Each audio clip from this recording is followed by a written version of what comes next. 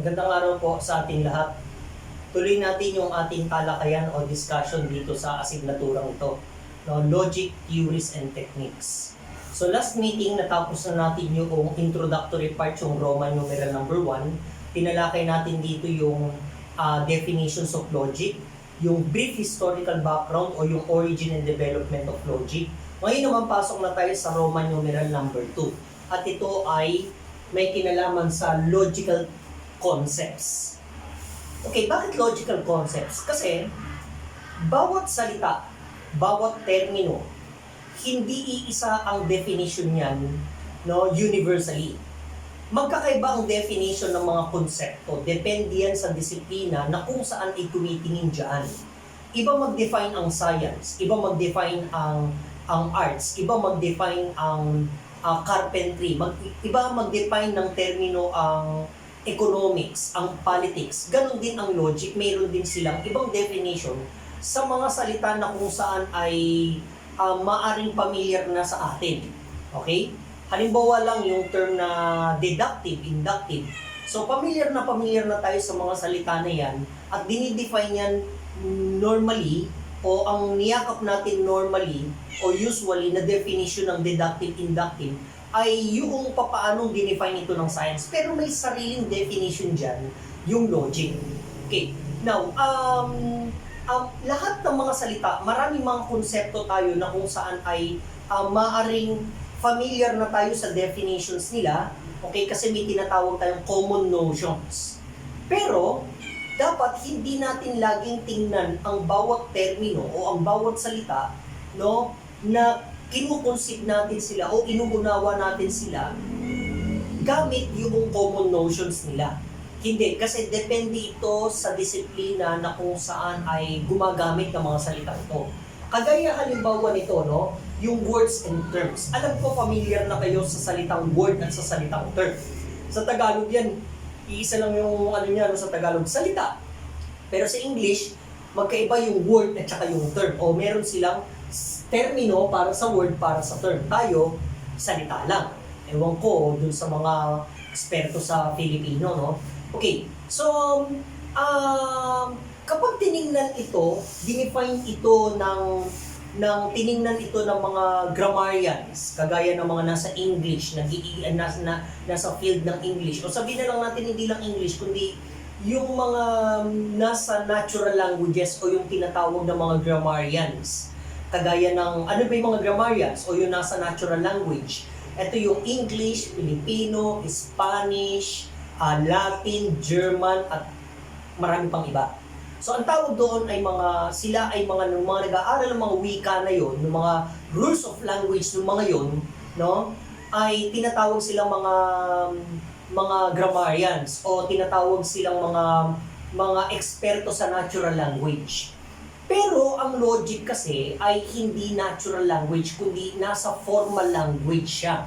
O ang mga ginagamit niyang lingwahe ay formal. At kung ano yung pagkakaiba ng formal at saka natural language, later i-discuss natin yan. Siguro mga pagdating natin sa letter C. Okay?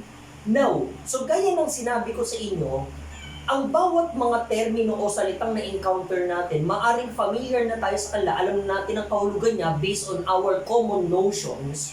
Pero kapag pumasok tayo sa isang disiplina, kagaya ng halimbawa disiplina ng logic, no?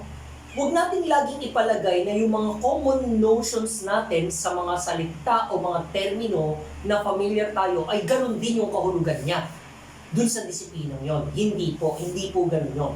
Okay? Remember, ang concern po kasi ng logic ay clarity. Okay? Clarity. Gusto niyang maging malinaw ang bawat kahulugan ng termino sang-ayon sa kanyang disiplina at yung mga assertion ng bawat statements and propositions kasi para madali niyang makalculate yung mga relation ng terms sa bawat isa at yung relation ng proposition sa isa't isa. Kasi ang purpose talaga ng logic, ang trabaho niya ay mag-calculate ng arguments kung valid or invalid, kung consistent or inconsistent. Kaya kailangan maging malinaw sa kanya yung mga kahulugan ng bawat termino. Okay? Now, sa English, kapag tinanong natin ang English o ang mga grammarians, ano pagkakaiba ng words at saka ng terms? Sasabihin nila, synonymous yan. Okay? Kasi interchangeably use sila. Ibig sabihin, para sa English o sa mga grammarians, ang words at saka ang terms, iisa lang. Okay? Kaya lang ginagamit yung word or term, no, interchangeably used kasi para hindi ma-board yung kausap nung gumagamit ng bawat salita at hindi rin ma-board yung nagbabasa nung paragraph, no, na isinulat ng isang manunulat. Okay? So, ganun yung sinasabi ng grammarian dyan, particularly sa English. Diba? Kaya interchangeably used, synonymous daw. Ngayon, pag tinanong mo ang logic, sasabihin niya, yes, synonymous yan, pero hindi ibig sabihin synonymous identical. Synonymous ay iba sa identity. Okay? So, synonymous, ibig sabihin, may pagkakaparehas lang siya, pero hindi ibig sabihin iisa siya. May pagkakaiba sila. So, ano ngayon ang pagkakaiba ng words at saka ng terms sa mga logicians? Okay, sige, para maging honest naman ako intellectually, hindi ako may-ari nito mga dinidiscuss ko, no? Siyempre, natutunan ko to sa mga nauna nang nag-aral sa logic. Yung mga talagang logicians, hindi naman ako logician eh. Logic teacher lang ako, pero hindi ako logician. Okay? So, kukunin ko ito doon sa aklat na philosophical analysis ni Professor Acuña ng UP Philosophy Department. Kay Ukulay Itim, nandun yan, no? Hindi ko lang dala kasi libro ko kasi nasa school eh.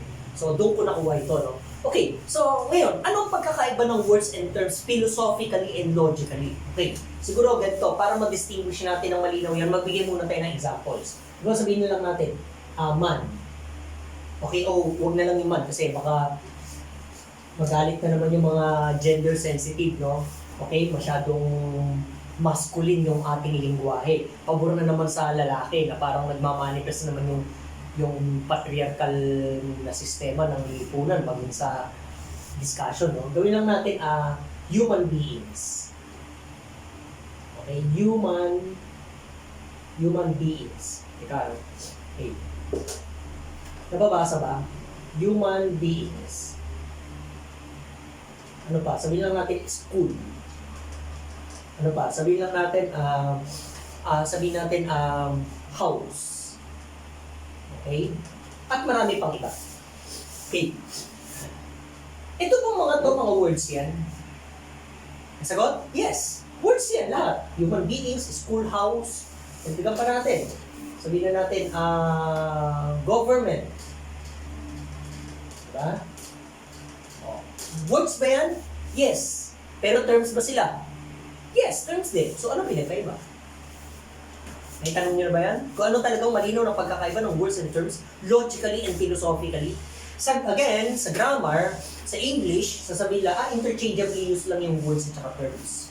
Diba? Nakagaya ng mga salitang develop and grow. Ano pa? Yung mga salitang sabihin na natin, ano pa ba yung parang yung synonymous na sinasabi ng mga grammarians. Diba sabihin na natin, contradictory and contrary. So para sa kanila, synonymous yun, iisa lang yun, interchangeably used. Pero sa logic, magkakaiba yan. Okay? At lilinawin ang logic yan. Now, kung lahat ito words, lahat ito terms, anong pinagkaiba? Logically, ganito yan. Pag sinabi nating words, ito ay tumutukoy doon sa it is composed of, or words are composed of, letters. O kaya syllables. Okay? Okay. So, ang mga words yan kapag ang composition niya ay letters o kaya syllables. Halimbawa, kagaya nito, sabi natin, words yan, di ba? Pero terms din yan. Okay, paano ito naging word? Kung titingnan natin ito bilang words, hindi terms. Yung human beings, schoolhouse, tsaka yung government. Okay, word yan kung ang pinag-uusapan natin ay yung composition niya bilang ng nagko-compose siya ng letters at saka syllables. Halimbawa, human beings are composed of letters H-U-M-A-N-B-E-I-N-G-S. Pag ang pinag-uusapan natin yung spelling niya, yung letters niya na bumubuo doon sa salita, word yan. Kaya, kasi ang word ay naglalaman ng letters. O kaya naglalaman din siya at naglalaman siya ng syllables. Anong mga syllables dito? human being. So, 4 syllables. Diba? So, kapag ang pinag-usapan natin yung syllables niya, kung ilang syllables niya, okay, words yan. O, dahil nito, school is composed of S-C-H-O-O-L. So, dahil ganun ang pinag-usapan natin composition niya, yung spelling o yung letters, at saka yung syllables nila, nag-uusap tayo sa kanila, tinatrato natin sila bilang mga words, hindi bilang terms. Malinaw? Okay. Now, ano ngayon yung terms? Yung terms ay, it is composed, or terms are composed of what? Of concepts. Hindi yung letters at saka syllables ang composition niya. Okay, ano ang konseptong nakapaloob sa human beings? Yung konsepto ang nakapaloob sa kanya, ito ay konsepto, human beings ay ito ay mga rational beings or rational animal according to Aristotle. O wag mo nang kumontra yung mga religious na baka sabihin nila, ang human beings, animals, rational animal, political animal, sabi ni Aristotle, tapos kukontra yung mga religious, sabihin, hindi tayo animals kasi we are God's image, created in God's image. Huwag muna natin pagtalunan yun Okay, yung theological bias nyo. Basta pinag-usapan natin yung konsepto na nakapaloob sa isang salita. So, ang nakapaloob sa salita na human being ay ito ay tumutukoy sa mga living beings na may rationality, okay? At sila ay mga living beings na kung saan ay mayroong kultura at may politika. May gobyerno. So kapag dahil yung mga yon, yung sinasabi natin ang human beings ay mga rational na living beings na may politika, ang tawag doon concepts. So yun yung concepts na kapaloob doon sa human being. Na ito ay rational being, rational animal, or political beings, okay? O living beings na kung saan ay creative. Diba? Kasi hindi naman ganun yung animals na irrational na kagaya ng pusa at hayop. So, so kapag ganun ang pinag-usapan natin sa human beings, yung concepts niya, yung human being ngayon, hindi siya word, kundi siya ay term. Malinaw po? Malinaw O yung school. Ano ba ang concept na nakapaloob sa school? Sabihin natin, ang eskwelahan ay isang institusyon na pinapasukan ng mga bata o ng mga tao para sila ay mag-acquire ng kaalaman. So ito ay lugar na kung saan ay nag-a-acquire tayo ng formal na kaalaman, formal na edukasyon. So ano yung mga binanggit natin na ito ay institusyon na pinanggagalingan ng formal nating kaalaman. Di ba? Concepts yun? Di ba? So, kapag gano'n natin dinefine o tinignan yung salitang school, hindi sa spelling niya at hindi sa syllables niya, okay, kundi doon sa tinatawag ng concept, yung school na yun ay term, hindi siya word. Malinaw po? Malinaw? So, gano'n din yung house. Okay, ano yung concept na nakapaloob sa house? Ang konsepto na nakapaloob sa house ay, ito ay shelter na kung saan ay sinisilungan natin. Sinisilungan ng tao, sinisilungan ng mga hayop, di ba? Di ba? So ano yung house? Silungan. So ano yung silungan? Concept siya. Konsepto siya or idea. Okay? At dahil kung pinag-uusapan natin sa house ay yung konsepto niya bilang isang shelter o tirahan ng isang lugar na kung saan ay para tayo may protektahan mula sa lamig, sa bagyo, sa init, sa mga manloloob, konsepsyon. At then konsepsyon, kapag ganun yung pinag-uusapan natin sa salitang house, yung salitang house na yun, hindi siya word kundi term. Malinaw po? Malinaw po. Government.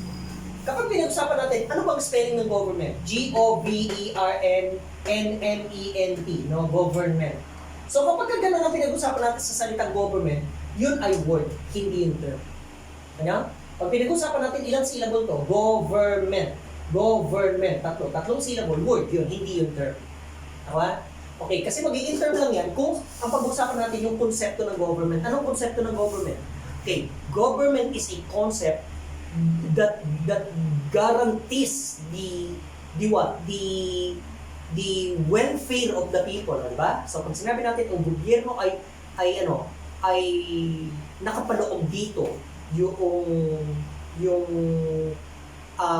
obligasyon.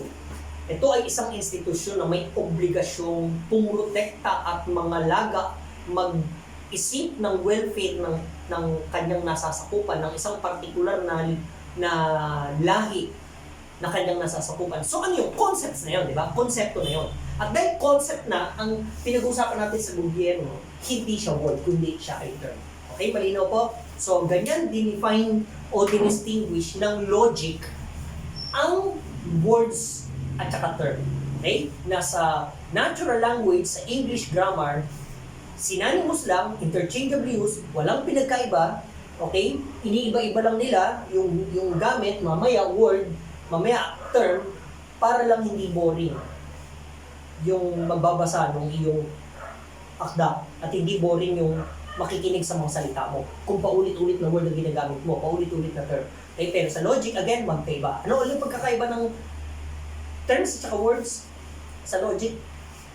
Words are composed of letters and syllables, while terms are composed of concepts. Okay, now, pagpasok natin sa arguments, pag magka-calculate na tayo ng mga statements or propositions in forming an argument, ang involved sa atin po, hindi words, kundi terms. Kasi mayroong mga, pwedeng isang word, pero dalawa ang terms. Pwede yan. Pwede bang gano'n? Yes, pwede. Isang word, dalawang terms. O, bakit isang word? Kasi isa lang yung ginamit niyang salita. Pero dalawa yung konsepto na kapaloob sa kanya. Kung dalawa konsepto na kapaloob sa kanya, dalawa term niya sa isang word. Anong example? Okay, example.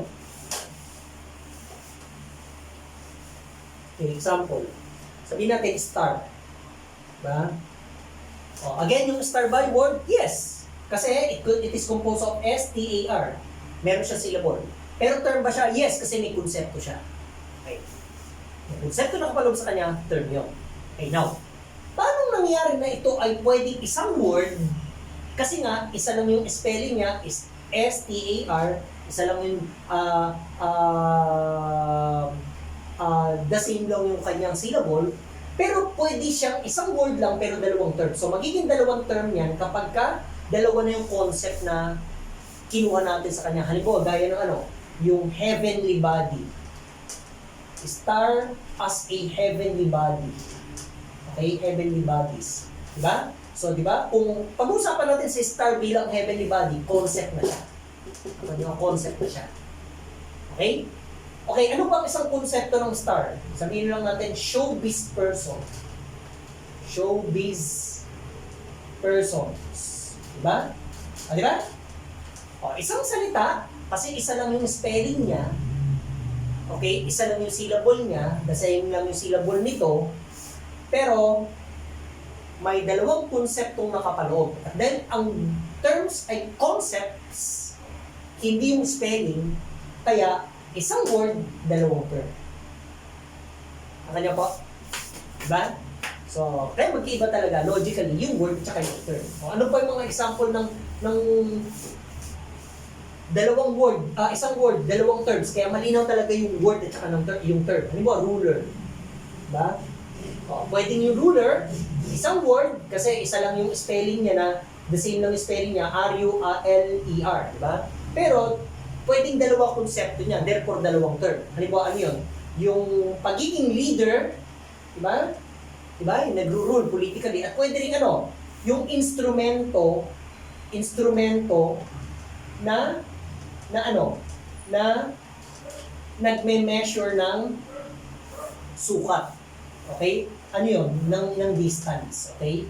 Yung distansya. Diba? Halimbawa, yung sabihin na natin, anong instrument? Kung halimbawa, ilang inches, ilang millimeter, ilang centimeter, ilang meter, diba? O, diba? Ruler din yun eh. Diba? So, isang word, ruler, isang word, pero dalawang terms kasi dalawa yung concept ng kapaloob sa kanya. Now, sa logic, hindi word talagang gagamitin natin, kundi terms kasi concepts tayo sa logic. Okay? Okay? Hindi yung spelling, hindi yung syllable. Okay? Kaya pwedeng, pag namali yung spelling, alam kagad natin na hindi na natin papansin yun, di ba? Kasi may mga typographical error, di ba? Okay? So, yan ang dagdag na kaalaman sa atin sa subject nito, Logic, Theories, and Techniques. Muli, maraming salamat sa inyong partisipasyon. Sana nakadagdag ito ng kaalaman sa inyo. Magagamit niyo ito sa mga eskwelahan ninyo, lalo na sa philosophy majors, math majors, at saka lalo na sa naglo-logic. Muli, thank you sa inyo.